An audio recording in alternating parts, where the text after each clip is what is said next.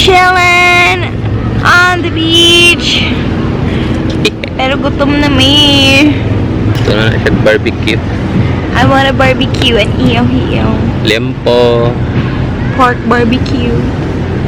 Yung may atsara, no? Tapos toyo, kalamansi, and siling. Wow! Imagining na lang. Can't live is liberty without you.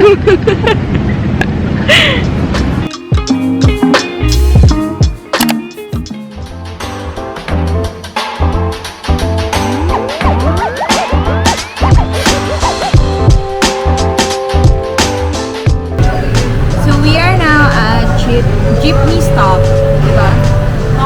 Restaurant kasi nag-crave nga ako ng barbecue and Nianpo. So, now we are here. Pinoy I don't know why. Kayo ba? Ganun din kayo? But when you're on a beach, you crave more of like, more Pinoy food than mga Italian or what. Ako yun yung hilig ko. Grill. Yeah. So, we ordered grilled liempo.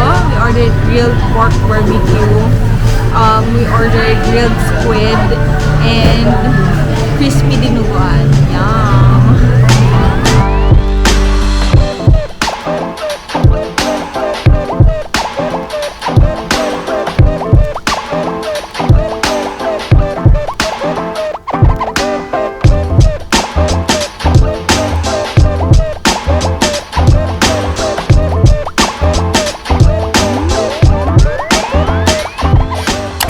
Okay guys, since may konting time kami ngayon before the sun goes down today, I decided to show you what's inside my beach bag. This is my beach bag. This is what I've been using the entire time na nandito kami sa Boracay. So, it's from H&M. Cute. Okay. I didn't unpack or pack anything. Ito talaga lang laman ng bag ko, okay? First, I have a makeup kit lang of my stuff. Mga kailangan ko daily stuff. Of course, there's a tent, sun mist ng Happy Skin, face powder, sunscreen, mga ganon, diba? So, okay, next. Okay, this is my pouch where I store extra batteries for this camera, mga ganun, or my power bank, basta mga bagay-bagay, mga ganyan, diba? So, ayan, I have my power bank with me, extra batteries for the camera, ganun. So, medyo mabigat yung bag ko kasi nandito lahat. Okay, next.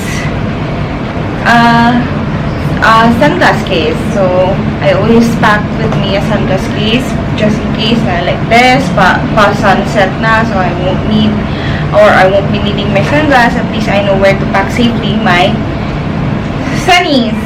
Diba? So, my wallet. Ito yung wallet ko. As in, it's supposed to be a coin purse dati, pero like, I want a handy wallet since I won't be bringing so much naman here in the beach, but basta may cash lang ako, that's fine.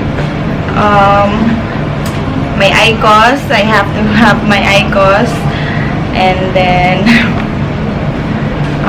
the Osmo.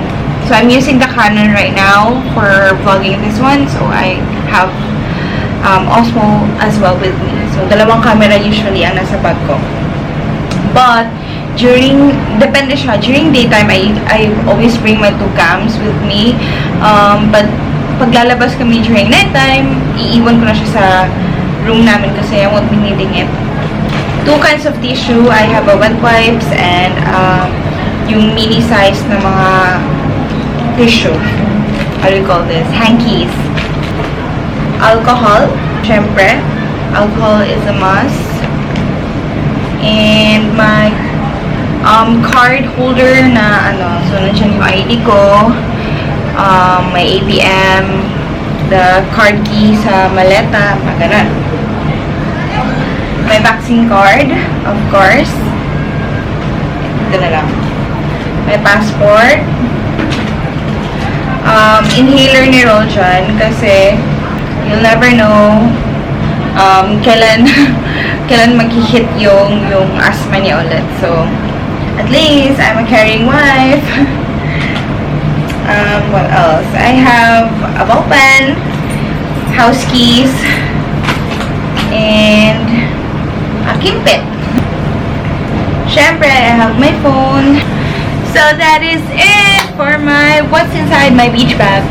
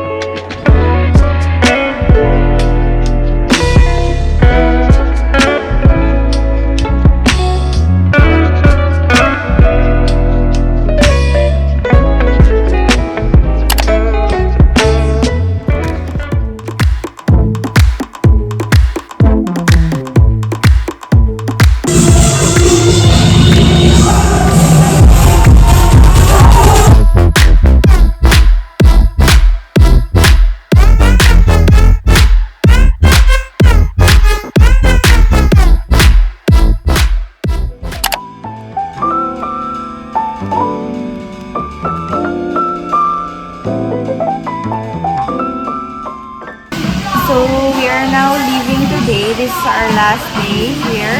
Not last full day, but last few hours in Boracay. And then we're just having a quick lunch here at Muchos.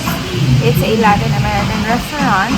And now, after lunch, we're heading to the hotel again to get our luggage because we booked a transportation then to head to the airport. So I'm so bummed.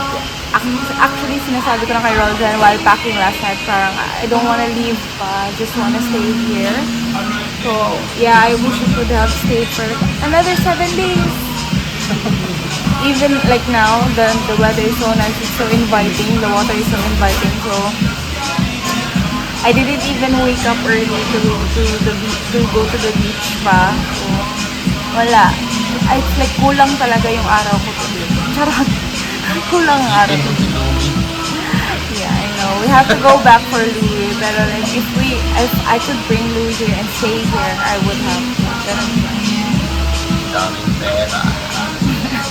I wish.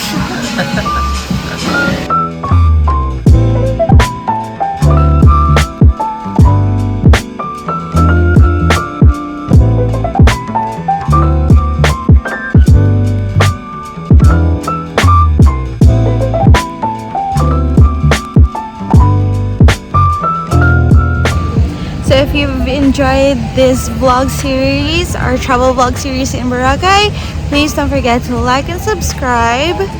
And I'll see you on the next one. Bye!